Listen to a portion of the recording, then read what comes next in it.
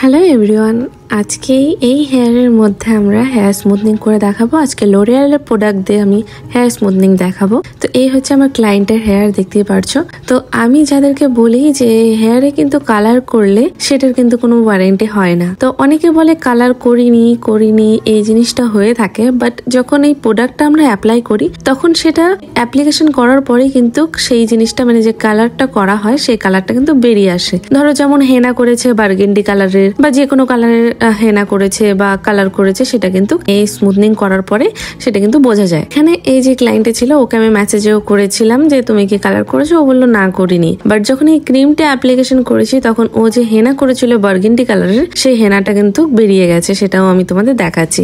যেহেতু হেয়ারটা ছিল ছোট সেই জন্য আমাদের সময় কম লেগেছে, বাট ওর হেয়ারে প্রসেসিং হতে অনেকটা টাইম লেগেছে। যেখানে 25 to 30 মিনিটের মধ্যে প্রসেসিং হয়ে যায়, বাট ওর হেয়ারের মধ্যে সেটা 40 to 45 মিনিটস এর মতো প্রসেসিং টাইম লেগেছে। কারণ এই ক্রিমটা আমরা ততক্ষণ উঠাতে পারবো না যতক্ষণ না এটার প্রসেসিংটা হবে। দেখো, দেখতেই পারছো যে কালার গুলো কিভাবে উঠছে। দেখো, যদি কালার না থাকে তাহলে সেটা আমরা কি করে বুঝবো? যদি কারো কালার না থাকে হেয়ারে, তখন আমরা দেখবো যে ওটা অরেঞ্জ একটু শেড থাকবে বা হচ্ছে ন্যাচারাল একটা হোয়াইটের মধ্যে একটা শেড থাকবে।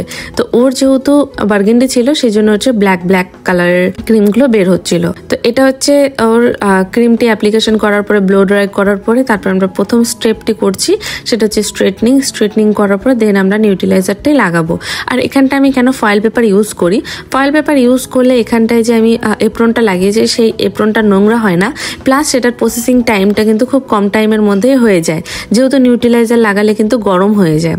তারপরে এখানটা আমরা ওর হেয়ার ওয়াশ করছি। হেয়ার ওয়াশ করার আগে আমি এখানে লোরিয়ালের একটা মাস্ক দিয়ে তারপরে সেটাকে ওয়াশ করে ব্লো ড্রাই করে দেন একটু সামান্য স্ট্রেটনিং করে এটা হচ্ছে ফাইনাল রেজাল্ট। এবারে ক্লাস যেটা জয়েন হচ্ছে 21 তারিখ থেকে জয়েন হওয়ার কথা ছিল, বাট আমার রিসেপশনের একটা কাজ ছিল জন্য সেটা আমি করতে পারিনি। যাই হোক, সেটা এই উইকের মধ্যে শুরু হবে। তো এর মধ্যে বোটক্স, কেরাটিন ট্রিটমেন্ট এগুলো কিন্তু সবই দেখাবো। তোমরা যারা ভাবছো যে জয়েন হবে তাড়াতাড়ি কিন্তু জয়েন হতে পারো। কোর্স ফি কিন্তু 6000-ই থাকবে। আর এর সঙ্গে সঙ্গে যা যা দেখানো হবে সব আমি তোমাদের লিস্টে তো দেখিয়ে দিয়েছিলাম, একটু চেক আউট করে নেবেন।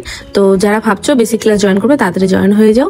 আর তোমাদের কেমন লাগলো ভিডিওটি অবশ্যই জানিও। আর এবারেও কিন্তু কেরাটিন বোটক্স থাকবে খুব কম প্রাইসের মধ্যে। তো তোমরা যারা করার জন্য ইচ্ছুক রয়েছে অবশ্যই কিন্তু কন্ট্যাক্ট করো। Thanks for watching my video.